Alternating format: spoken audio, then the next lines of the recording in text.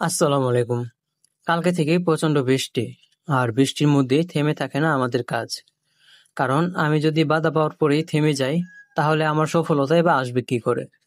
সফল সেই যে সমস্ত বাধা অতিক্রম করে তার গন্তব্যে পৌঁছায়।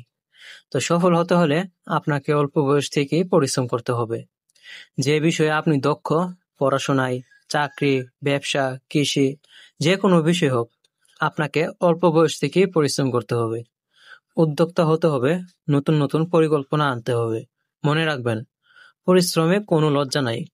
অন্য ছেলেরা তাদের বাবার উপার্জন করা অর্থ ব্যয় করে ঘোরাঘুরি করছে, আনন্দ উল্লাস করছে, আর আপনি এখানে প্রচুর পরিশ্রম করছেন। এতে মন খারাপ করবেন না, কারণ সফল আপনি, কারণ আপনি অর্থ উপার্জন করছেন আর তারা ব্যয় করছে। এজন্য পরিশ্রম করবেন, উদ্যোক্তা হবেন। পরিশ্রমে লজ্জা পাবেন না।